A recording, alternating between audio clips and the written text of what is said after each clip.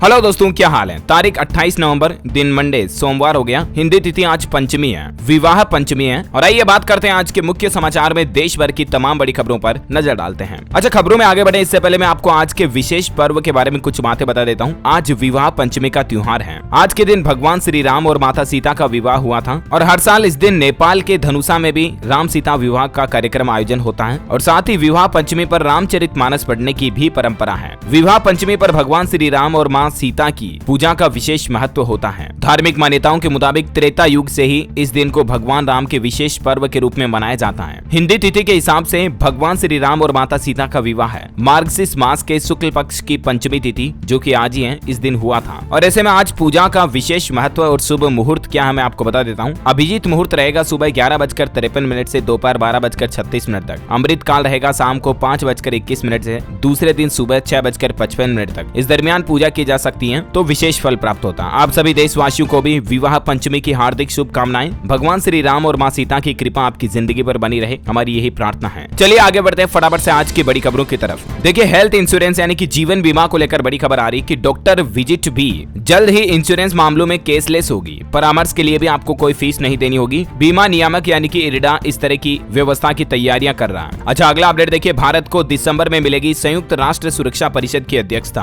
और इसमें भारत आतंकवाद का मुद्दा प्राथमिकता से उठाएगा। महंगाई पर खबर आ रही कि महंगे लोन से जल्दी आपको मुक्ति मिलेगी। EMI यानी कि लोन की किस्त भी नहीं बढ़ेगी अब, क्योंकि उद्योग जगत ने RBI से भारतीय रिजर्व बैंक से बढ़ती ब्याज दर की रफ्तार को घटाने के लिए कहा है। अब देखते हैं RBI की तरफ से इस पर क्या अपडेट आता है, मैं आपको बता दूंगा। वही देखिए, खबर आ रही कि आधार से जुड़ेंगे सभी मोबाइल नंबर। सरकार इस तरह का भी नया नियम लेकर आ रही है। कॉलिंग में भी कुछ बड़े बदलाव होंगे, जिनके बारे में मैंने आपको जानकारी अभी कुछ दिनों पहले बताई थी, राइट। अच्छा, नए साल में 26 जनवरी पर यानी कि गणतंत्र दिवस पर मिस्र के राष्ट्रपति अल-सीसी होंगे इस बार के गणतंत्र दिवस के मुख्य अतिथि। PM मोदी का न्योता इन्होंने स्वीकार कर लिया और ये मौका होगा जब पहली बार अरब गणराज्य मिस्र के राष्ट्रपति अब्देल फतह अल-सीसी गणतंत्र दिवस पर मुख्य अतिथि बनने जा रहे हैं। और 2 सालों बाद भारत में कोई विदेशी मेहमान चीफ गेस्ट बनेगा, क्योंकि 2 सालों से कोरोना चल रहा था तो इसलिए किसी विदेशी मेहमान को इनवाइट नहीं किया गया था। लेकिन इस बार रिपब्लिक डे 2023 पर ये मुख्य अतिथि के रूप में रहेंगे। अच्छा, वहीं गुजरात में प्रधानमंत्री नरेंद्र मोदी ने मन की बात के 95वें एपिसोड को संबोधित किया और इस दौरान PM बोले कि G20 की अध्यक्षता मिलना भी हर भारतीय के लिए गौरव की बात है। दरअसल आपको बता दूं, अगले साल 2023 में भारत में होगा G20 शिखर सम्मेलन और इसकी मेजबानी यानी कि अध्यक्षता भी भारत ही करेगा। तो इसको लेकर PM मोदी का कहना है कि युवाओं के लिए भी एक बड़ा अवसर होगा और युवाओं को भी इससे जुड़ना चाहिए। गुजरात सूरत में PM मोदी ने सभा में ये भी कहा कि आतंकवाद का खेल खेलने वालों से गुजरात को बचाना है। कांग्रेस के लिए आतंकवाद भी एक वोट बैंक है। अच्छा, वहीं दिल्ली के मुख्यमंत्री अरविंद केजरीवाल ने भी गुजरात सूरत में व्यापारियों से कहा कि अगर हमारी सरकार आई तो दिल्ली की तरह गुजरात में भी बंद कर देंगे रेड राज। तो ये तो कुछ राजनीतिक पॉलिटिक्स बातें चली। अगली खबर देखिए, हाईकोर्ट ने दिया दिल्ली पुलिस को निर्देश, वेश्यावृत्ति के रैकेट को मसाज पार्लर की आड़ में संचालित होने से रोका जाए। अच्छा, वहीं श्रद्धा आफ्ताब केस पर बड़ी खबर आ रही कि तिहाड़ की जेल नंबर 4 में बंद है अभी आफ्ताब। वहां कोई दूसरा कैदी नहीं है। पुलिस की मौजूदगी में उसको खाना दिया जा रहा, 24 घंटे निगरानी की जा रही है। वैसे आपको बता दूं, आज सोमवार को FSL यानी कि फोरेंसिक साइंस लेबोरेटरी के द्वारा आफ्ताब की पॉलीग्राफ टेस्ट की जांच की जाएगी। और नार्को टेस्ट को लेकर भी खबर आ रही कि आफ्ताब का आज 28 नवंबर को नार्को टेस्ट भी होगा। देखते हैं इस मामले में और क्या नया खुलासा आता, मैं आपको बता दूंगा अपडेट। अच्छा, अगला अपडेट आ रहा है दोस्तों, एक बड़ी दुर्घटना हो गई कल ही महाराष्ट्र में। रेलवे का फुट ब्रिज हादसे में गिर गया और इस हादसे में एक महिला की जान चली गई। पुल का स्लैब धसकने से 60 फीट नीचे रेलवे ट्रैक पर गिरे थे लोग बाग। 12 लोग इसमें घायल भी हो गए। ये कुछ तस्वीरें देख सकते हैं आप। अच्छा, अगली बड़ी खबर देखिए, महंगाई को लेकर कि महंगा हेलमेट बन रहा मौत का कारण। IRF ने वित्त मंत्री से हेलमेट पर 18% GST को समाप्त करने की भी मांग की है। IRF मतलब इंटरनेशनल रोड फेडरेशन की तरफ से देश की वित्त मंत्री निर्मला सीतारमण से ये डिमांड की गई है कि हेलमेट पर GST को खत्म कर दिया जाए, ताकि मतलब हेलमेट सस्ता हो जाए, आम आदमी उसे ले सके, जिससे कि एक्सीडेंट में जान जाने का खतरा कम रहे, है ना। और अगला अपडेट आ रहा कि डॉलर पर कम होगी निर्भरता,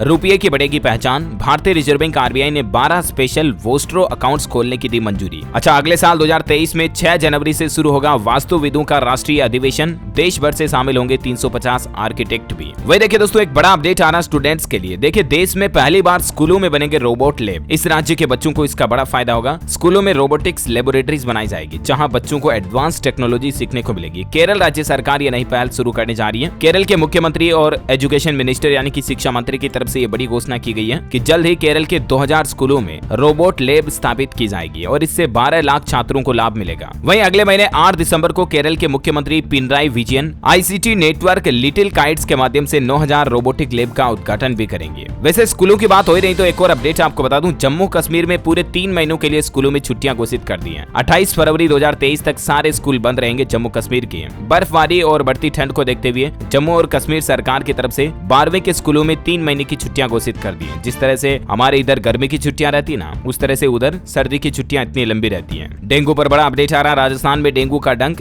11,725 पॉजिटिव केस आ चुके हैं सामने। जयपुर में मिले सर्वाधिक मामले। अच्छा, वहीं ओडिशा में भुवनेश्वर एम्स में एडवांस डायग्नोस्टिक्स रिसर्च सेंटर खोला गया जिससे मरीजों को बड़ा फायदा होगा। वहीं देखिए दोस्तों, हिंद महासागर में दबदबे के लिए चीन ने एक नया पैंतरा खेला है। विकास का नाम लेकर 19 देशों को बुलाया और इसमें भारत को नहीं बुलाया। 19 देशों के साथ चीन ने इस सप्ताह हिंद महासागर को लेकर एक मीटिंग की है। अंतर्राष्ट्रीय न्यूज पर एक और बड़ी खबर आ रही है कि 26/11 आतंकी हमले के विरोध में यूएस और जापान में लोगों ने प्रदर्शन भी किया। पाकिस्तानी एम्बेसी के बाहर भी लोगों ने नारेबाजी की और आतंक को कैंसर जैसा खतरनाक बताया। अच्छा, वहीं इलोन मस्क एक नया प्लान बना रहे हैं कि अब वो अपना खुद का मोबाइल फोन भी लॉन्च कर सकते हैं। उन्होंने कहा कि अगर कोई विकल्प नहीं बचा तो ये भी करना होगा। वैसे नासा के सैटेलाइट द्वारा एक प्लूटो ग्रह की शानदार तस्वीर खींची गई है। मैं आपको दिखाना चाहूंगा। ये जो तस्वीर आप स्क्रीन पर देख पा रहे होंगे, ये प्लूटो ग्रह है और इस ग्रह की सबसे बड़ी रोचक बात यह है कि इस ग्रह का तापमान -232 डिग्री सेल्सियस है। इसकी सतह पर पानी, मीथेन, नाइट्रोजन सारी जमी हुई है। बर्फ से ढका हुआ ये पूरा सतह। अच्छा, अगली खबर देखिए। 1 दिसंबर को जेपी नड्डा जयपुर आएंगे। राजस्थान में 51 रथ को रवाना करेंगे। राजस्थान की 200 विधानसभा क्षेत्र की हर गली तक पहुंचेंगे। बीजेपी के राष्ट्रीय अध्यक्ष जयपुर में राजस्थान में चुनाव की तैयारियां शुरू करने जा रहे हैं। अच्छा, आईसीएमआर की तरफ से एक नई गाइडलाइंस बनाई गई है। आईसीएमआर का मतलब है Indian council of medical research. ICMR का कहना है कि इस तरह के बुखार में भूल कर भी न करें एंटीबायोटिक्स का इस्तेमाल। हाल ही में भारत के चिकित्सा वैज्ञानिकों की तरफ से लोगों के लिए सलाह जारी की गई है कि साधारण बुखार में आप कभी भी एंटीबायोटिक दवाएं ना लें क्योंकि इनके साइड इफेक्ट बहुत ज्यादा होते हैं। यानी कि जनरल बुखार अगर आपको आती है तो आपकी बॉडी को ही ऑटो रिकवर करने का मौका दें। आपकी बॉडी का इम्यून सिस्टम ऑटोमेटिकली उस बुखार से फाइट करेगा और आपको ठीक करेगा। ये ज्यादा बेहतर होगा आपके लिए, क्योंकि कई लोगों की आदत होती है छोटी छोटी बुखार में गोलियां ले लेते हैं, तो ये आपके शरीर के लिए फिर वो इम्यूनिटी को और ज्यादा कमजोर करता है ना। अच्छा, मैं देखिए अगली खबर। चीन में जिनपिंग के खिलाफ सड़कों पर उतर आए लोग बाग। लॉकडाउन का भी विरोध किया जा रहा। लोगों का कहना है कि डिक्टेटरशिप नहीं, डेमोक्रेसी चाहिए, इस्तीफा दे राष्ट्रपति। दरअसल आपको बता दूं, चीन में पिछले कुछ दिनों से कोरोना एक बार फिर से बढ़ने लगा है और इसके चलते चीन सरकार ने कई शहरों में लॉकडाउन भी लगा दिया। तो उस लॉकडाउन को देखते हुए लोग बागों ने विरोध भी किया। बेकाबू आग में 10 लोगों की जान भी चली गई। बीजिंग में वापस भड़का कोरोना। पाबंदियों के खिलाफ विरोध किया जा रहा है क्योंकि चीन सरकार लॉकडाउन में लोगों को बहुत ज्यादा टॉर्चर करती है, बहुत ज्यादा पाबंदियां, स्ट्रिक्टनेस लगाती है। तो इसी को लेकर लोग बाग अब विरोध कर रहे हैं। चीन के राष्ट्रपति के इस्तीफे की भी मांग कर रहे हैं। चीन में अभी हालात ये चल रहे हैं कि रोजाना 32, 33, 35 हजार तक कोरोना के मामले वापस नए आ रहे हैं, जो कि बड़ी चिंता की बात है दुनिया भर के लिए, राइट। हालांकि हमारे भारत में राहत की बात है कि भारत में धीरे धीरे कोरोना खत्म होने की कगार पर पहुंच रहा है। बीते 24 घंटों के दौरान भारत में मात्र 343 कोरोना के नए मामले सामने आए और सक्रिय मामलों की संख्या में भी लगातार गिरावट आ रही है। अभी 5263 कोरोना के एक्टिव केस बचे हैं भारत में, है ना। और अगला अपडेट देखिए दोस्तों,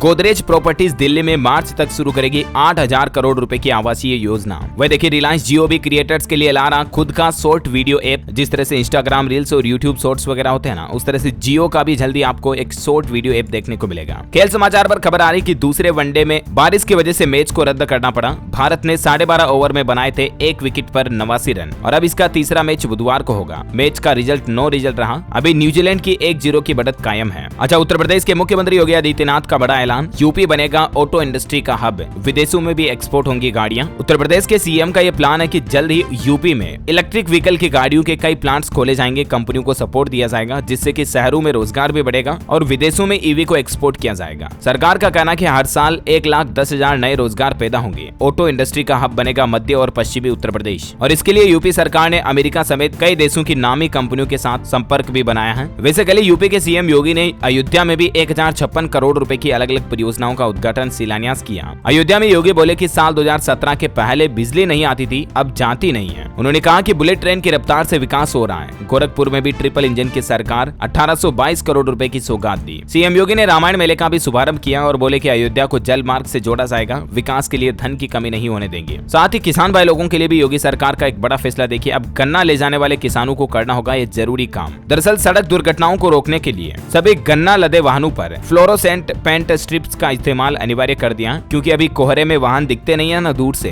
तो ये स्ट्रिप एक रेडियम की तरह काम करती थी, दूर से ही चमक जाती है। तो ये एक नियम बनाया और इसके अलावा यूपी सरकार प्लानिंग बनानी ग्लोबल इन्वेस्टर समिट के लिए 9 दिसंबर से विदेशी दौरे दौरे पर जाएंगे योगी के मंत्री। 17 देशों में रोड शो भी आयोजित होगा। तो ये कुछ यूपी सरकार की प्लानिंग चल रही है। और अगली खबर देखिए, पंजाब में सब डिवीजन, तहसील व उप तहसील परिसरों में बनेंगे अत्याधुनिक भवन। पंजाब के मुख्यमंत्री भगवंत मान सरकार ने दी मंजूरी। अच्छा, राजस्थान के भी सरकारी स्कूलों के बच्चों को मिलेगी फ्री यूनिफॉर्म। 29 नवंबर से दूध भी फ्री में दिया जाएगा। 70 लाख से ज्यादा स्टूडेंट्स को होगा फायदा। और यूनिफॉर्म की सिलाई के लिए 200 रुपए बच्चों के खातों में भी भेजेगी राजस्थान सरकार। अच्छा, वही खबर आ रही कि पीटी उषा का इंडियन ओलंपिक एसोसिएशन की प्रेसिडेंट बनना तय हो चुका है, क्योंकि पोस्ट के लिए एकमात्र वही उम्मीदवार हैं। IOA को मिलेगी पहली महिला अध्यक्ष। करंट अफेयर्स के हिसाब से इंपोर्टेंट है, ध्यान में रखिएगा। अच्छा, बीजेपी ने आम आदमी पार्टी के सत्येंद्र जैन का तिहाड़ जेल से एक और नया वीडियो पोस्ट किया और कहा कि जेल में 10 कर्मचारी उनकी सेवा करते हैं। इस पर कटाक्ष मारते हुए दिल्ली के सीएम केजरीवाल बोले कि भाजपा वीडियो बनाने की कंपनी बन चुकी है, क्योंकि एक के बाद एक कई सारे वीडियो हाल ही में आपको पता होगा तिहाड़ जेल के सत्येंद्र जैन के हमें देखने को मिले, जहां कईयों में वो मालिश कराते हुए नजर आते हैं, पैर दबाते हुए दिखते हैं, हेड मसाज कराते हुए, होटल की तरह लग्जरी खाना खाते हुए और कुछ जेल सुप्रिटेंडेंट के साथ बातचीत करते हुए। तो इस तरह के कई वीडियो आम आदमी पार्टी के मंत्री के वायरल हो रहे हैं आजकल, है ना। अच्छा, खबरों का सिलसिला जारी रहेगा। अभी तो कुछ और महत्वपूर्ण और काम की खबरें देखेंगे, लेकिन फिलहाल मैं आपको आज के मौसम अपडेट से रूबरू करवा देता हूं। देखिए, राजधानी दिल्ली में AQI 300 के पार पहुंचा, ठंड भी बढ़ी। राजस्थान, पंजाब समेत कई राज्यों में पारा गिरा। मध्य प्रदेश में 5 तारीख से कड़ाके की ठंड पड़ेगी अगले महीने 5 दिसंबर से। भोपाल में 13 साल बाद नवंबर में 10 डिग्री के नीचे आया तापमान। अच्छा, जम्मू कश्मीर में भी इस मानसून की सबसे सर्द रात दर्ज की गई, पारा 1.2 डिग्री सेल्सियस तक पहुंचा। संपूर्ण भारत का आज 28 नवंबर का मौसम पूर्वानुमान कहता है अगले 24 घंटों के दौरान अंडमान निकोबार के अलावा आंध्र प्रदेश, तमिलनाडु, गोवा, दक्षिण आंतरिक कर्नाटक में हल्की फुल्की बारिश की भी संभावना है। अच्छा, चलिए सराफा बाजार पर भी नजर डाल लेते हैं। देखिए, इस सप्ताह में चांदी के रेट में उछाल आया और सोना भी महंगा हुआ। सप्ताह भर के रेट में आपको बता देता हूँ, बीते सप्ताह सोने के भाव में 254 रुपए की तेजी देखी गई और पिछले सप्ताह भर में चांदी में 1387 रुपए का उछाल आया। और अभी क्या रेट चल रहे हैं नए, आप यहाँ स्क्रीन पर डिटेल्स देख सकते हैं। अच्छा भाई, शादियों तक सोना और महंगा होगा या लोगों को राहत मिलेगी? तो इस पर बुलियन मार्केट के लिए ट्रिगर्स की बात करें तो यूएस फेडरेशन का कहना है कि वह ब्याज दरों में धीमी गति से बढ़ोतरी जारी रखेगा। तो इसलिए एक्सपर्ट की माने तो अनुज गुप्ता के मुताबिक सोने और चांदी की कीमतों में आगे भी तेजी बरकरार रहेगी। और सोने चांदी का भाव कहां तक पहुंच सकता है, जिसकी डिटेल्स भी आप देख सकते हैं। चलिए दोस्तों, कुछ एजुकेशनल खबरें देख लेते हैं फटाफट से। दिल्ली यूनिवर्सिटी में बदल गए री एडमिशन के नियम। अब DU में एडमिशन कैसे होगा? तो नए नियम के मुताबिक अगर छात्र एग्जाम में किसी वजह से फेल हो जाते हैं तो उनके री एडमिशन को लेकर जो पुराना नियम था उसमें बदलाव किया गया। और नए नियम के मुताबिक अगर छात्र केवल प्रैक्टिकल परीक्षा में फेल हो गया तो वो एक बार फिर से प्रैक्टिकल परीक्षा देकर पास हो सकता है। अच्छा, वहीं हरियाणा में सरकारी स्कूलों में शिक्षकों की कमी को देखते हुए अब DEO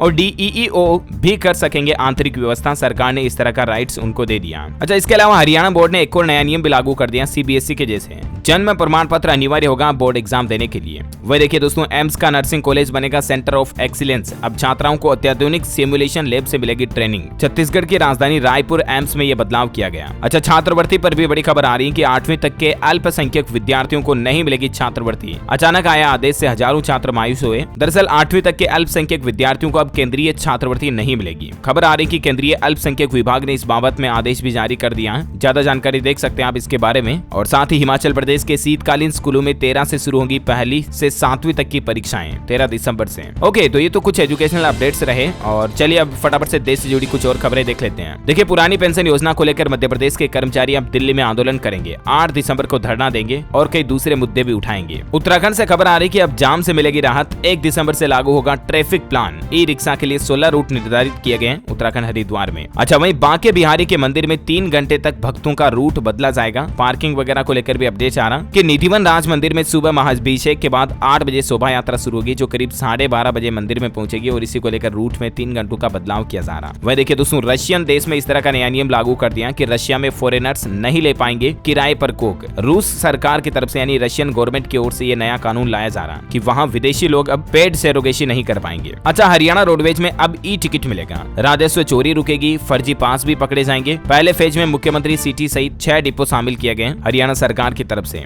और इसके अलावा भी हरियाणा में एक और नया नियम लागू हो चुका है। पंच और सरपंच की शपथ प्रक्रिया को बदल दिया सरकार ने। अब ग्राम सभा मीटिंग में समारोह होगा और अधिकारी खुद उनको पद की शपथ दिलाएंगे, साथ ही गोपनीयता की भी। वह देखिए, PM वाणी योजना को लेकर खबर है कि शाकंभरी देवी क्षेत्र में अब भक्तों को मिलेगी निःशुल्क वाईफाई इंटरनेट सेवा। उत्तर प्रदेश सहारनपुर में, है ना। झारखंड से बड़ी खबर आ रही है, मुख्यमंत्री सुकन्या योजना का नाम सरकार ने बदल दिया। अब परिवार की 2 बेटियों को ही सावित्रीबाई फूले किशोरी समृद्धि योजना का लाभ मिलेगा। झारखंड सरकार की तरफ से हाल ही में सुकन्या योजना का नाम बदलकर सावित्रीबाई फूले किशोरी समृद्धि योजना कर दिया। और इस योजना के नियमों में भी कुछ बदलाव किया, जिसकी जानकारी आप देख सकते हैं स्क्रीन पर। अच्छा, राहुल गांधी की भारत जोड़ो यात्रा पर खबर आ रही कि राहुल राहुल की यात्रा में बुलेट क्वीन, जिस बुलेट को चलाकर राहुल ने कांग्रेस को दौड़ाया, उसी पर चलती है माउल भी। अच्छा, राजनीति से एक और अनोखी खबर आपको बताता हूँ। देखिए, कल ही उत्तर प्रदेश में इटावा रेलवे जंक्शन पर एक अनोखा अनाउंसमेंट देखा गया। यात्रीगण कृपया ध्यान दें, मैनपुरी से डिंपल भाभी को जीताएं। इस तरह का अनाउंसमेंट मतलब रेलवे स्टेशन पर हो गया और अचानक हुई इस तरह की घोषणा से लोगों में हड़कंप सा भी मच गया। 15 से 20 बार इस तरह की नारेबाजी की गई। वहाँ के यात्रियों का कहना है ये मामला शनिवार रात 11 बजे का है। देखिए, मतलब क्या क्या राजनीतियां होती है ना। अच्छा, अगली खबर देखिए दोस्तों, उत्तराखंड विधानसभा का शीतकालीन सत्र 29 से शुरू होगा। सदन के भीतर और बाहर सरकार पर प्रहार करेगी कांग्रेस। अच्छा, वही खबर है कि मुंबई में बनेगा असम भवन। महाराष्ट्र के मुख्यमंत्री एकनाथ शिंदे सरकार की तरफ से ऐलान किया गया। किसान भाई लोगों के लिए अपडेट आ रहा कि अब किसान रियल टाइम में कर सकेंगे खतौनी को अपडेट। जमीनों से जुड़ी धोखाधड़ी भी इससे कम होगी। दरअसल राजस्व विभाग की तरफ से एक बेहद खास सिस्टम बनाया जा रहा और राजस्व परिषद की इस नई पहल के अंतर्गत अब जमीनों को रियल टाइम में अपडेट किया जा सकेगा। जैसे ही किसानों ने किसी को जमीन बेची या किसी से जमीन खरीदी, तुरंत उनका नामांतरण, उनका नाम पता अपडेट हो जाएगा। एनआईसी यानी कि नेशनल इन्फॉर्मेटिक्स सेंटर की तरफ से एक खास सॉफ्टवेयर बनाया जा रहा और इससे किसानों को जमीनों के मालिकाना हक को लेकर होने वाली विवाद और धोखाधड़ी भी कम हो जाएगी। तो बहुत जल्द किसान भाई लोगों को ये नए फीचर्स मिलेंगे। अच्छा, अगला अपडेट देखिए, पहली बार देसी स्टार्टअप ने लॉन्च की इलेक्ट्रिक एसयूवी। इस सस्ते कार में भी आपको कई महंगे कारों जैसे फीचर मिलेंगे, जैसे कि 4.9 सेकंड में 100 किलोमीटर तक की रफ्तार पकड़ लेगी। इस एसयूवी को 30 मिनट में 80% तक चार्ज किया जा सकता है और इसको उतारा है मार्केट में भारतीय इलेक्ट्रिक व्हीकल स्टार्टअप प्रवेग कंपनी के द्वारा। अभी इसकी कीमत भारत में 39,50,000 रुपए एक्स शोरूम प्राइस रखी गई है। और अंतिम अपडेट आ रहा है इरडा से। एक और खबर देखिए, आपकी इरडाई ने बीमा कारोबार के कई नियमों को दी मंजूरी और साल 2047 तक इरडा का टारगेट है कि भारत के हर एक नागरिक का इंश्योरेंस हो, बीमा हो। ओके दोस्तों, तो इसी कड़ी में आज दिन भर की तमाम बड़ी खबरें, मुख्य समाचार का अपडेट वीडियो ये फिनिश होता है। और हाँ, आप मुझे कमेंट करके बताइए कि भारत में सफेद क्रांति का जनक किसे कहा जाता है। 2 ऑप्शन आपके पास। Option A doctor Verghese Kurien, option B Bal Gangadhar Tilak को। Let me know in the comment box. जो लोग इस सवाल का सही जवाब इस वीडियो के नीचे कमेंट में देंगे, वो रेंडमली सेलेक्ट होने पर आप हमारी DLS न्यूज टीम की तरफ से एक शानदार सरप्राइज गिफ्ट भी जीत सकते हैं। इसी के साथ ही अगर आपको वीडियो अच्छा लगा तो इसे लाइक करना, शेयर भी करना अपने दोस्तों के साथ फेसबुक और व्हाट्सएप पर। हमारे चैनल DLS न्यूज को सब्सक्राइब करके बेल आइकन जरूर दबा देना ताकि आप कभी कोई काम की खबर मिस नहीं कर पाएंगे। Thank you, take care, good bye, जय हिंद, जय भारत, वंदे मातरम।